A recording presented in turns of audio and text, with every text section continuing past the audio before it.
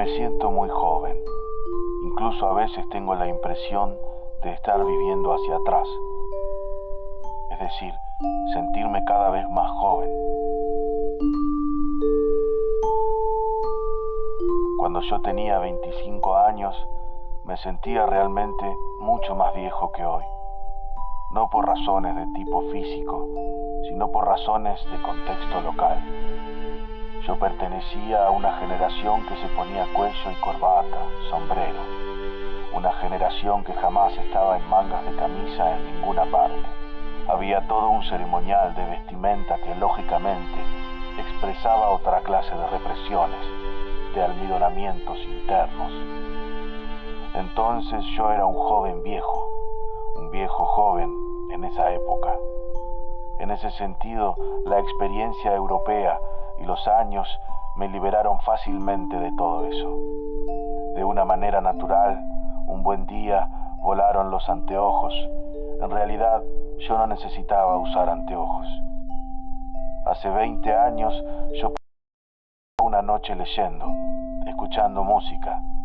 Ahora se me cansa la vista.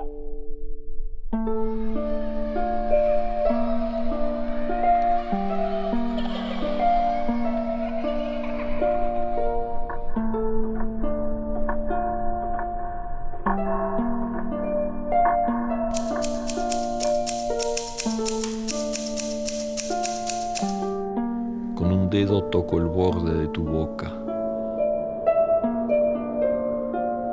Voy dibujándola como si saliera de mi mano.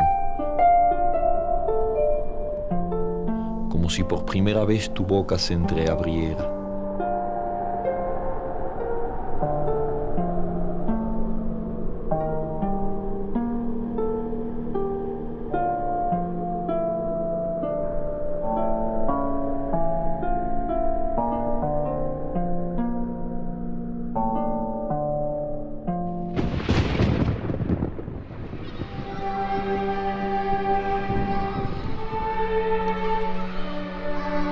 Terminada la escuela primaria, yo entré en una escuela normal.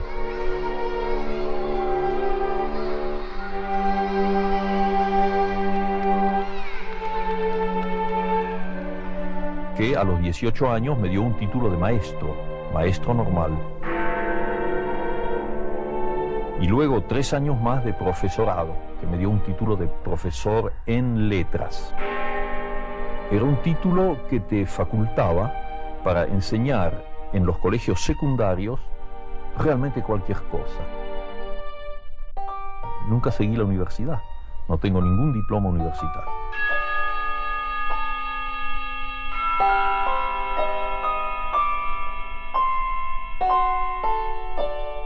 Yo fui profesor en 2 pequeñas ciudades del interior que se llaman Bolívar y Chivilcoy, en donde la vida intelectual en esa época, espero y deseo que haya cambiado, era absolutamente comparable a cero. No existía, era mínima. Entonces eso, que era un factor muy negativo porque me condenaba a mí a una soledad obligatoria, tuvo también su lado positivo porque me dieron suficiente soledad como para leer todos los libros que había a mi alcance y explorar mentalmente una serie de horizontes que el horizonte real no me daba. Cosas absurdas como por ejemplo leerme las obras completas de Freud.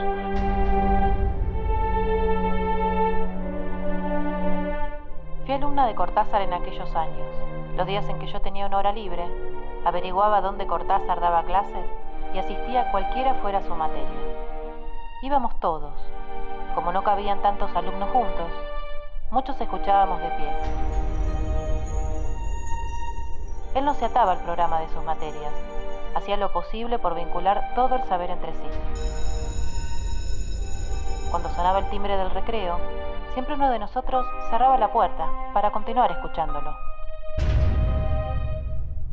Era apasionado de las películas cómicas. Todo el cine sabía cuándo él estaba, porque festejaba a grandes carcajadas.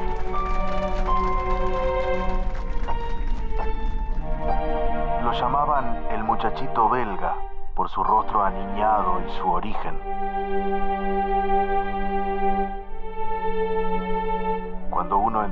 la sala de profesores y estaba él, siempre tenía un grupo de profesoras rodeándolo. Le gustaba contar chistes. Siempre parecía tan adolescente que en una ceremonia un obispo lo confundió con un estudiante y en realidad tenía 28 años. No fumaba. Si lo invitaba, me señalaba con un dedo el corazón y decía, no puedo. Estaba obsesionado con la idea de la muerte. Pensaba que iba a morir joven y debía apurarse a escribir.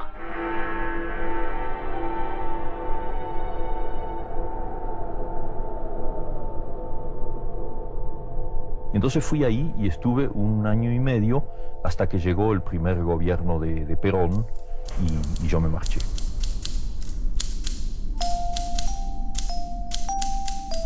Nos gustaba la casa porque, aparte de espaciosa y antigua, hoy que las casas antiguas sucumben a la más ventajosa liquidación de sus materiales, guardaba los recuerdos de nuestros bisabuelos, el abuelo paterno, nuestros padres y toda la infancia.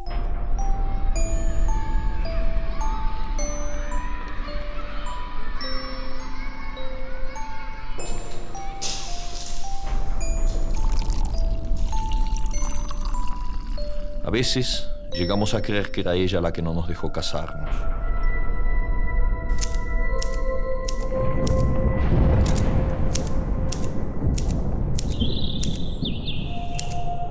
Yo soñé ese cuento. Eso es el resultado de una pesadilla. Había una cosa espantosa que avanzaba, indefinible, se traducía por ruidos.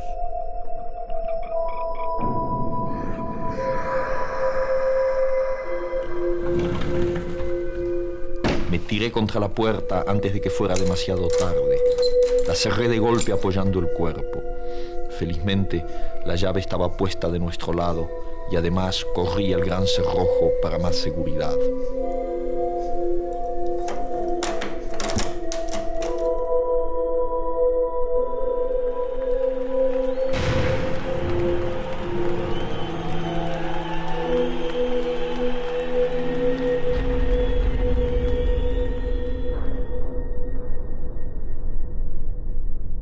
Esa interpretación de que quizá yo estaba traduciendo mi reacción como argentino frente a lo que sucedía en la política, no se puede excluir, porque es perfectamente posible que yo haya tenido esa sensación que en la pesadilla se tradujo de una manera fantástica, de una manera simbólica. A mí me parece válido como posible explicación, no es la mía.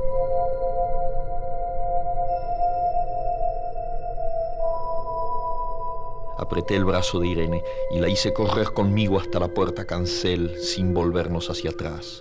Los ruidos se oían más fuerte, pero siempre sordos, a espaldas nuestras.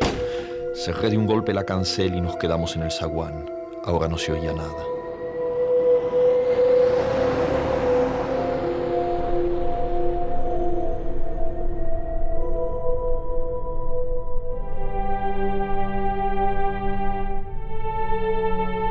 Yo me encontré con Cortázar en París.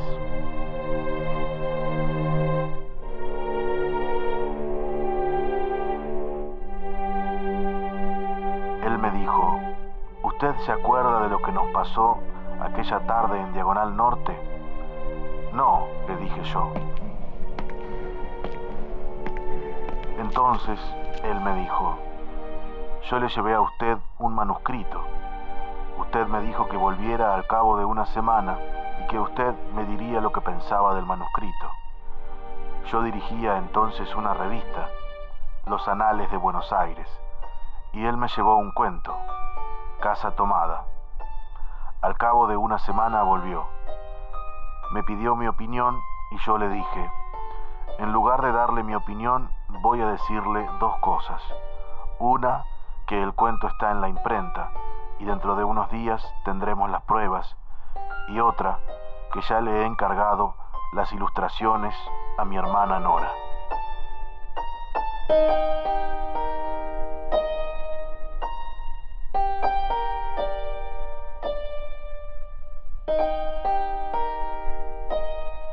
esa ocasión, en París, Cortázar me dijo: lo que yo quería recordarle también es que ese fue el primer texto que yo publiqué en mi patria cuando nadie me conocía.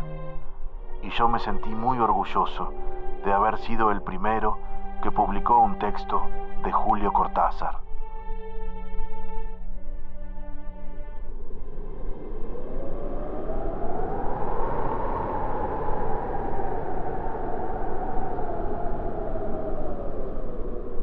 Como en ese momento estábamos todos ya bajo el hechizo de Jorge Luis Borges, la figura de Arlt fue una gran sacudida interior, una gran revelación. Empecé a leer los cuentos y después las dos novelas, Los Siete Locos y Los Lanzallamas. Borges representaba la línea de una literatura en su rarificación más genial y más alta, y al mismo tiempo Roberto Arlt, que es la sumersión en lo más profundo de la ciudad, es decir, los dos lados de la medalla argentina de esa época, para decirlo así. Si Borges me dio a mí una gran lección de rigor, de escritura, me mostró el camino de un estilo que no fuera, una vez más, ese estilo lleno de floripondios y de exageraciones. Arlt me mostró el camino de una literatura de contacto directo con la realidad de la ciudad, con Buenos Aires.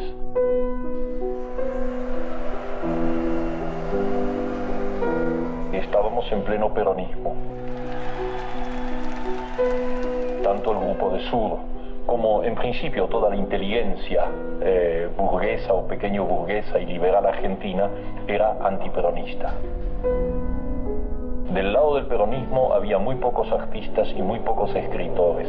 Entre los escritores estaba Leopoldo Marechal. Y el tiempo, castigado de invisibles otoños, en los caminos hace llover sus hojas muertas. Todos mis amigos y yo mismo considerábamos que su conducta, políticamente hablando, era insensata, puesto que estábamos en contra del régimen peronista. En ese momento aparece Adán Buenos Aires, y como es natural y frecuente, la lectura de ese libro se hizo en términos políticos. Y entonces los mejores escritores del momento, los más conocidos, reaccionaron violentamente contra el libro.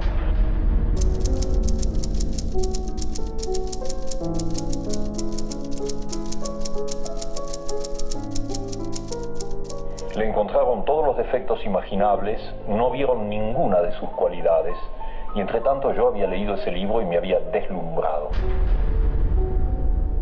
Y entonces escribí ese artículo sobre Adán Buenos Aires y Francisco Ayala lo publicó en Realidad. Y se produjo un pequeño escándalo en Buenos Aires.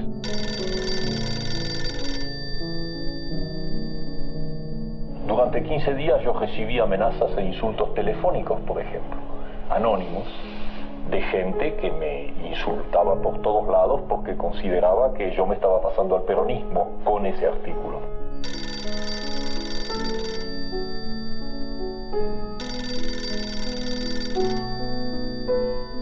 Yo sigo muy contento de haberlo escrito porque me pareció que era la única actitud posible frente a una situación tan confusa y tan turbia.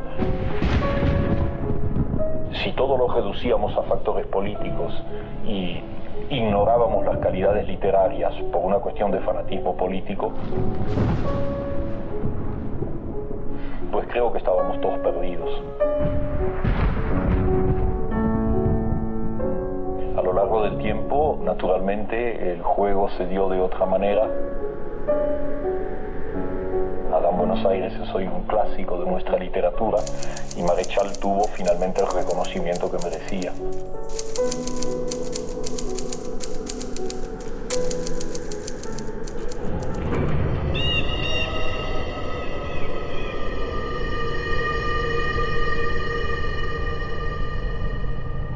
excedido por los estudios que estaba haciendo para recibirme de traductor público en 6 meses, cuando todo el mundo se recibe en 3 años. Y lo hice. Pero a costa de un desequilibrio psíquico que se traducía en neurosis muy extrañas.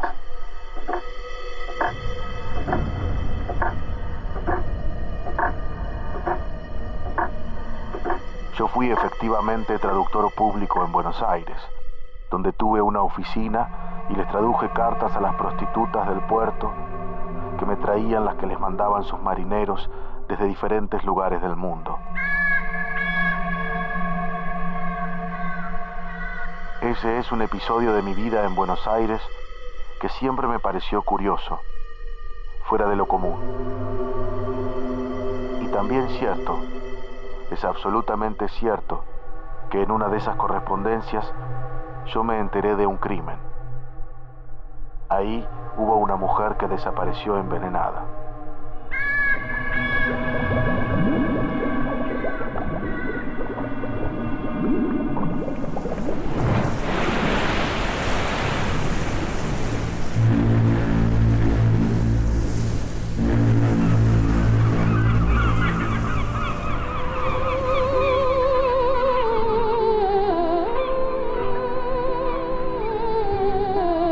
Ma femme à la chevelure de feu de bois.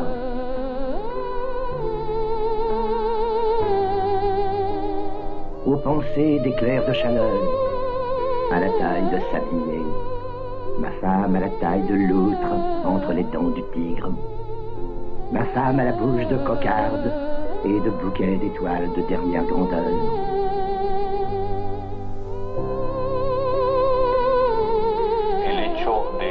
De mi país te saca de una visión forzosamente un poco provinciana, un poco insular, cuando estabas sumergido en tu contexto y solamente en tu contexto, y de golpe te muestra que el mundo es más complejo y por lo tanto tu propia pequeña isla también es más compleja, porque de golpe la ves de otra manera.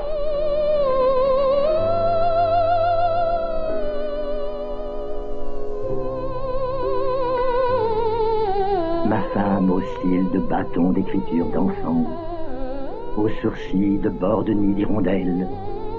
Ma femme aux tempes d'ardoise de toit de serre et de buée aux vitres.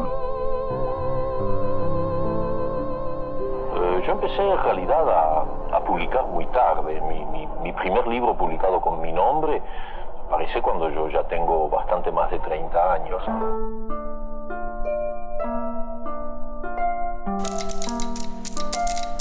Yo pertenezco a una generación argentina de gente que publicaba sus libros muy pronto. No sé, yo era excesivamente severo conmigo mismo.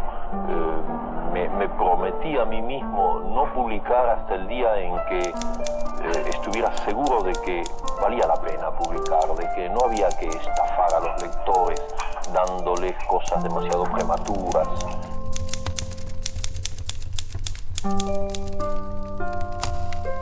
Y entonces, al mismo tiempo que escribía mucho y quemaba mucho y tiraba mucho, iba acumulando experiencia, la doble experiencia de escribir, de leer y de vivir, es una triple experiencia. Hasta que llegó el día en que me dije, bueno, hay algunos cuentos, eran cuentos fantásticos, que se pueden publicar, y fueron los cuentos de Bestiario. Pero me negué a hacerlo antes y no lo lamento.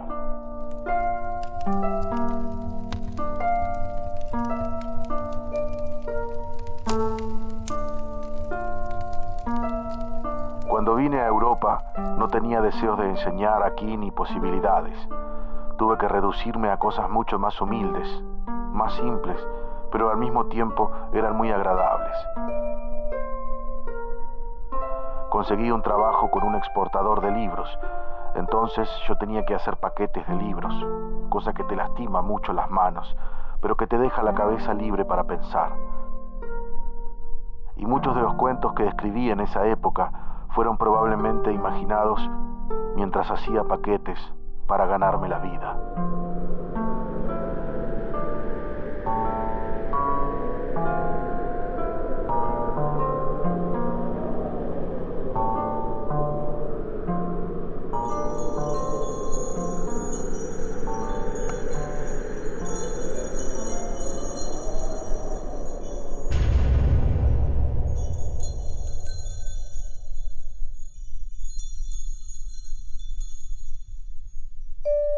Yo tenía que dejar algo en una librería de Saint-Germain, y ahí, por fuera de la librería, estaba Cortázar.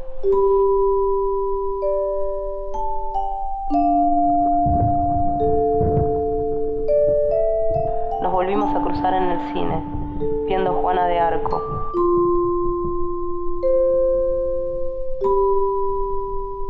Luego en los jardines de Luxemburgo. Estaba muy influido por los surrealistas, que creían que las coincidencias eran algo importante. Así que me invitó a tomar algo.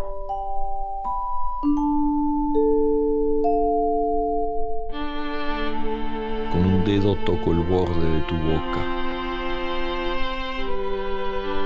Voy dibujándola como si saliera de mi mano, como si por primera vez tu boca se entreabriera. Un día llegamos hasta el Jardin des Plantes. Ahí descubrimos a los axolotl, que lo dejaron muy impresionado.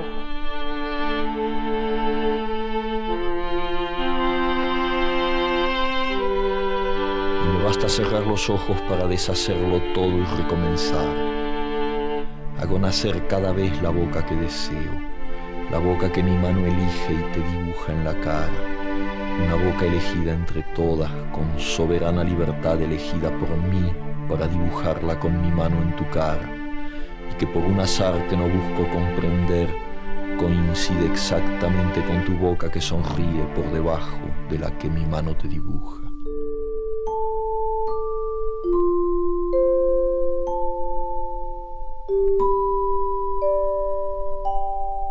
Ese libro es una tentativa para ir hasta el fondo de un largo camino de negación de la realidad cotidiana y de admisión de otras posibles realidades.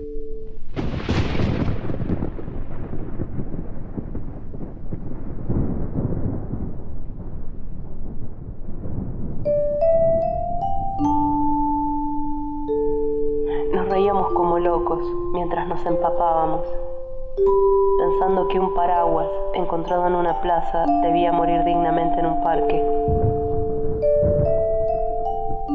Lo llevamos hasta lo alto del parque, cerca del puentecito sobre el ferrocarril, y desde allá lo tiré con todas mis fuerzas al fondo de la barranca de césped mojado.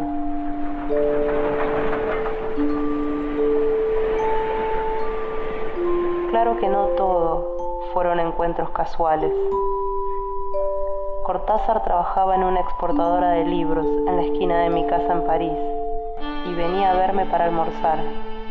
Era muy entretenido. Por ejemplo, me decía que le hiciera una ensalada azul. Yo no tenía idea de qué era eso. Entonces él tomaba cualquier ensalada y la llenaba de estampillas azules. Hacía todo el tiempo ese tipo de juegos, en los que yo nunca me sentía a la par. Me acomplejaba porque él sabía tanto y yo sabía tan poco. Un día mientras comíamos y él jugaba con unas migas de pan que estaban sobre la mesa, me miró y comentó: tengo ganas de escribir un libro mágico. Encontraría a la maga. Tantas veces me había bastado asomarme, viniendo por la Rue de Seine, el arco que da al Quai de Conti, y apenas la luz de ceniza y olivo que flota sobre el río me dejaba distinguir las formas. Ya su silueta delgada se inscribía en el Pont des Arts, a veces andando de un lado a otro, a veces detenida en el pretil de hierro, inclinada sobre el agua. No me decidí a irme a vivir con él justamente porque quería estudiar. Además, sabía que él admiraba mucho a Aurora Bernardes, que estaba en Buenos Aires. Cierta noche, Cortázar me dijo que Aurora vendría a pasar fin de año a París y me preguntó qué era más importante para mí, Navidad o Año Nuevo. No sé por qué le dije que Año Nuevo, que Navidad la iba a pasar con mi papá. Cuando nos volvimos a ver, él había pasado Navidad con Aurora y se había decidido por ella. Fue solo al perderlo que me di cuenta de que lo quería.